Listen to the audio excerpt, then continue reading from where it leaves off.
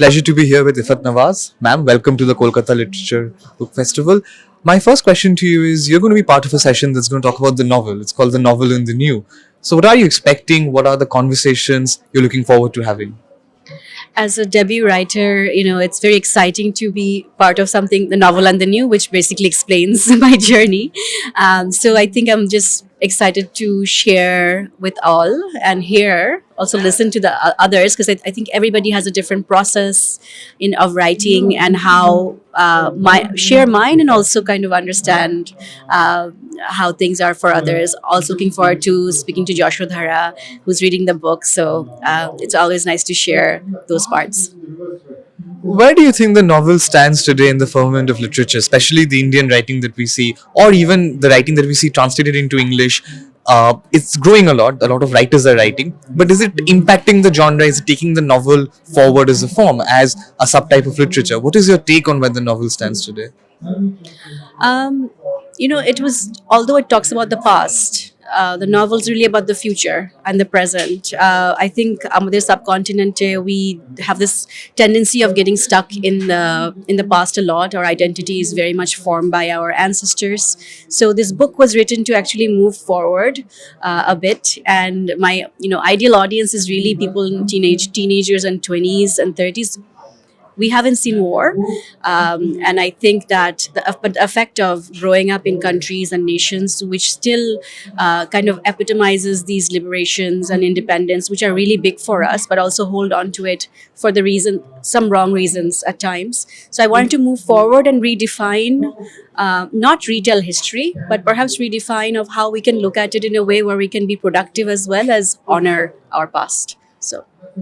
Let's talk about your book, Shujo's Clan. Congratulations on its success. And from my understanding, there is an autobiographical element to it as well, right?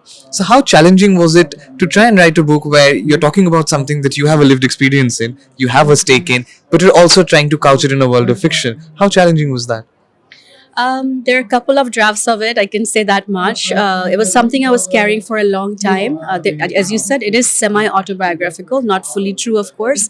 It's a collective story, is how I look at it. So yes, it took a while for myself, to understand my own emotions and layers of it, and what had to be kept and what had to be gotten rid of, and how could I make this more precise to deliver the message I wanted to, and not tell the side stories, because there are so many. So it took about 3 years to really get to this version. So it was quite a lot, and there was a lot of self-healing that happened in the process. Let's talk about the element of magic realism that you have in your novel. And if you could tell us, have you been, as a writer, inspired by Gabriel Garcia Marquez? What is the impact of his magic realism on your writing? And where do you see the place of magic realism in today's literature?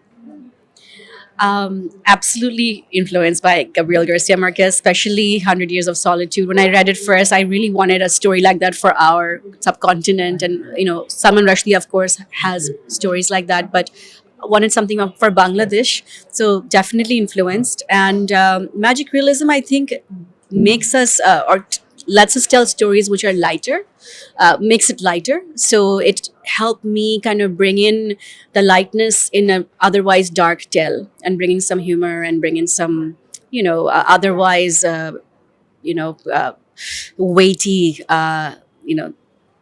elements. So that was the reason. And also growing up in Dhaka in the 80s and 90s, it was kind of like a magic realism world for us. So it was in many ways the only way I could write it.